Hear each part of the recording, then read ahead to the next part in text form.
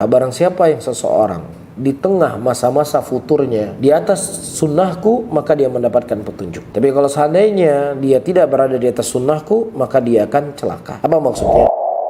Nabi kita SAW telah mengkhabarkan dalam hadisnya, sesungguhnya setiap amalan itu ada masa-masa semangatnya, dan di tengah-tengah masa semangat ada masa yang akan datang masa futur atau kurang bersemangat. Kemudian Rasulullah berkata, barang siapa yang seseorang di tengah masa-masa futurnya di atas sunnahku, maka dia mendapatkan petunjuk. Tapi kalau seandainya dia tidak berada di atas sunnahku, maka dia akan celaka. Apa maksudnya? Ada seseorang ketika dia beraktivitas, apakah membaca Al-Quran, ataukah dia membaca buku akidah, ataukah dia ikut pengajian, yang terkadang akan ada masa-masa jenuhnya, akan ada masa-masa yang membosankan. Itulah wataknya manusia. Ya, ini kondisi dan keadaan manusia itu sendiri. Ya, bukan Al-Quran tidak bisa memberikan manfaat, tapi kolbunya kita ingin berbicara demikian. Maka hendaknya orang-orang yang mereka ingin dia selalu konsisten di atas kebaikan dan tidak mendapat ganjaran apa yang dikhabarkan oleh Rasulullah, dia akan celaka, maka dia cari amalan-amalan yang itu juga bentuk amalannya sunnah. Apa misalnya?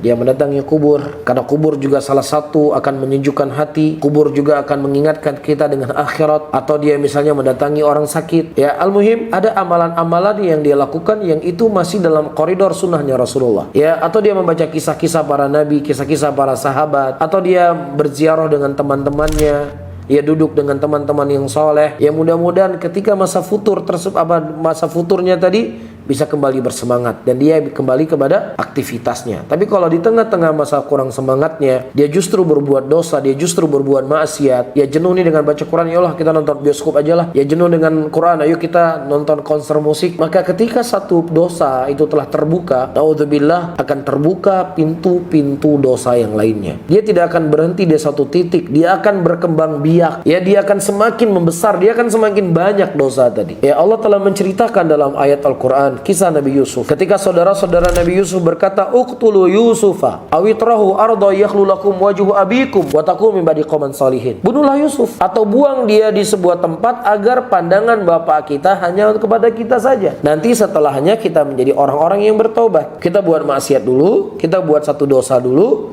nanti kita bertobat. Apakah mereka bertobat setelah mereka membuang Nabi Yusuf? Tidak. Justru mereka mendatangi dosa yang lainnya. Kemudian mereka mendatangi dengan baju yang dusta. Kunna nastabiqu wa tarakna Yusufa inda mata'ina fa'akalu dhiba.